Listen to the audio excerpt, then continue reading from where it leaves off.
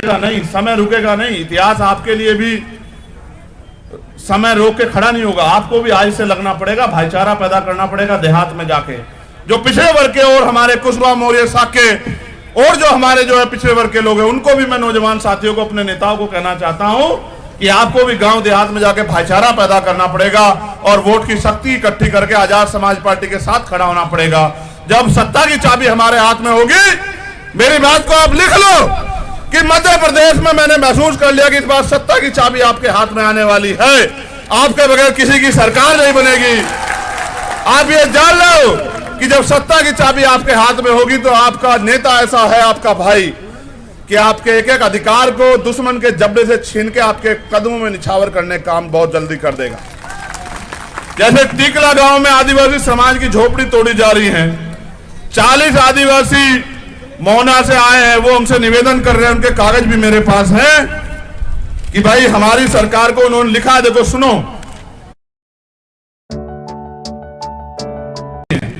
15 साल से 70 घर की बस्ती बसी हुई है और मुख्यमंत्री शिवराज सिंह चौहान जी उसको प्राइवेट कंपनी को सौंपना चाहते हैं और वो ये कह रहे हैं नहीं हटोगे तो बुलडोजर चला देंगे। आप ये बताओ, सरकार का काम लोगों को बसाना है या उजाड़ना है? आप बताओ सब लोग। जो अपने प्रदेश की जनता को उजाड़ना चाहते हैं, वो सरकार क्या गरीबों के लिए अच्छी है?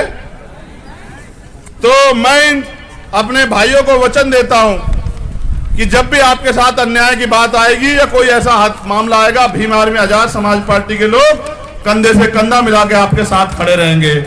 मध्य प्रदेश सरकार ने अभी सरकारी बसें बंद कर दी है, जिससे नौजवान लोगों को जो रोजगार मिल रहा था वो लगभग खत्म सा हो गया उन विभागों में।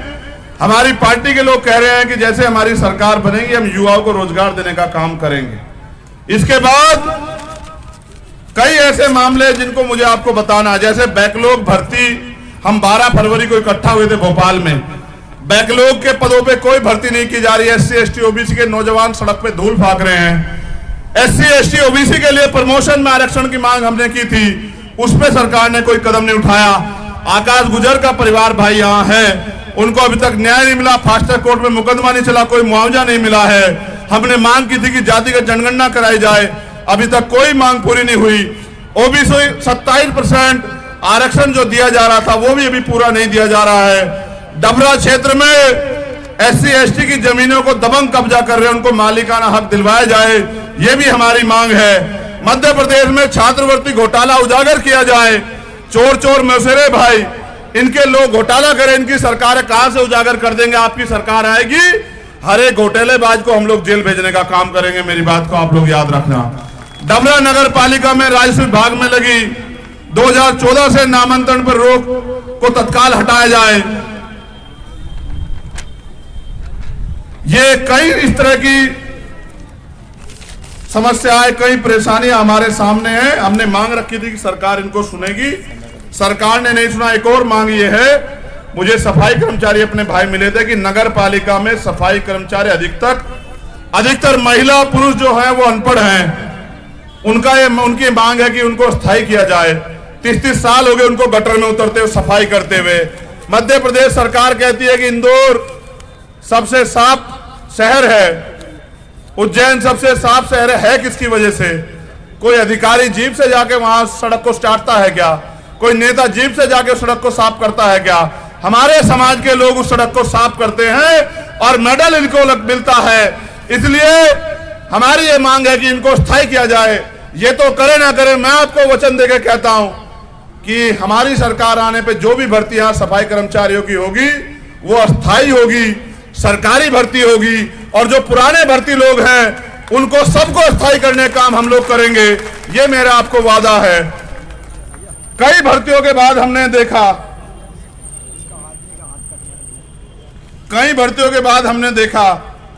कई मामलों के बाद देखा कि 12 फरवरी हो या कोई और बात, सरकार ने हमारी मांग को नजरअंदाज किया। भाई आकाश गुजर जी का भी मामला है। अब हमने तय किया है कि प्रदेश के मुख्यमंत्री हमारी बात को नहीं सुन रहे हैं, इसलिए हमने तय किया है कि जल्दी हम प्रेस कॉन्फ्रेंस करके प्रदेश के मुख्यमंत्री का घेराव जो है वहीं भोपाल में करने जा रहे हैं। अगर मुख्यमंत्री हमारी मांगों को नहीं सुनेंगे तो हम अपने संवैधानिक अधिकारों का प्रयोग करके अपने संघर्ष को मजबूत करने का काम करेंगे। हमारे पार्टी, हमारा संगठन यहाँ ताकतवर है, हम लड़ना जानते हैं, हम अधिकार छीन के लेना जानते हैं। इसलिए जल्द ही हम तारीख घोषित करके मुख्यमंत्री का घेराव करेंगे। और मैंने बाबा साहब अंबेडकर की जन्मभूमि से कहा था आपसे कि जल्द जो है मध्य प्रदेश में हम लोग साइकिल यात्रा शुरू करेंगे, जिसका नेतृत्व मैं करूंगा।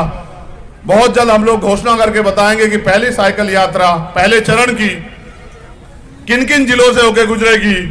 हमने उसमें 500 साइकिलों की भी मांग की थी, कुछ साइकिलें मिल भी गई हैं, कुछ मिलनी बाकी है। हम गांव गांव गली गली जाके बहुजन समाज में भाईचारा, उनमें राजनीतिक चेतना पैदा करने के लिए साइकिल यात्रा करेंगे। इसका नेतृत्व मैं करूंगा। दिन रात हम लोग साइकिल चला के गांव गांव जाके मेहनत, अपना पसीना बहा के अपने लोगों को जोड़ने का, उनके विश्वास को हासिल करने का, आजाद समाज पार्टी के लिए जन समर्थन हासिल करने का काम करेंगे। जब वो यात्रा आपके कस्बों, क्षेत्रों, गांव में आए तो आप भी उस यात्रा का बढ़ चढ़ के स्वागत करें, अभिनंदन करें। ऐसी मेरी जो है आपसे प्रार्थनाएं हैं। तो जैसा मैंने आपको बताया, अभी अधिकारियों ने शायद हमें समय दिया है। क्या समय है?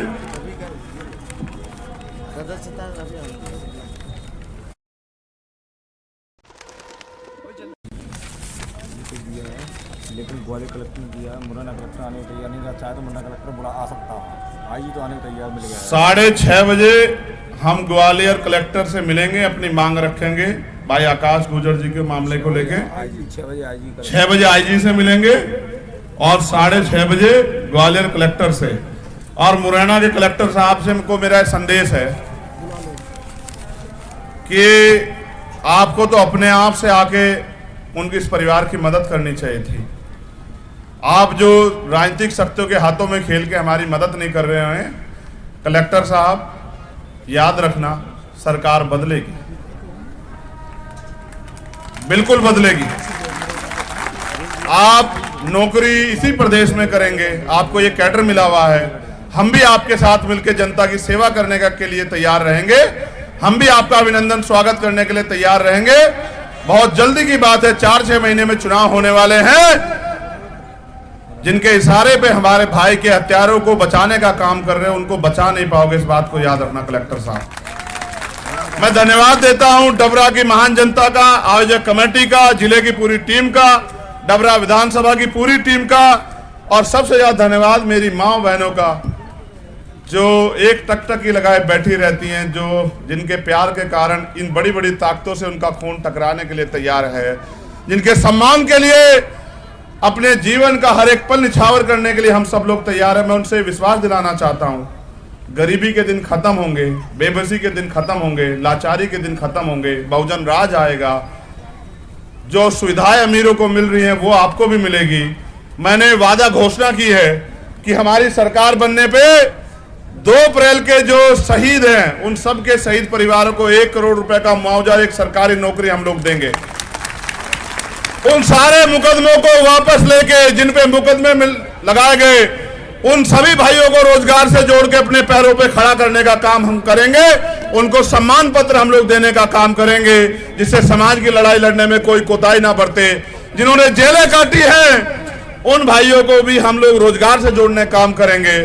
और अच्छे स्कूल कि गरीब के बच्चे भी आगे बढ़ पाए, अच्छे अस्पताल कि गरीबों को भी मुफ्त में या आसानी से इलाज मिल जाए, और न्यायपालिका में ऐसी व्यवस्था कि न्यायपालिका के जरिए न्याय मिलना आसान हो जाए। इन सब पे हम लोग काम करेंगे। हम लोग काम करेंगे बहनों की सुरक्षा के लिए, उनके सम्मान के लिए, उनके सशक्तिकरण के लिए।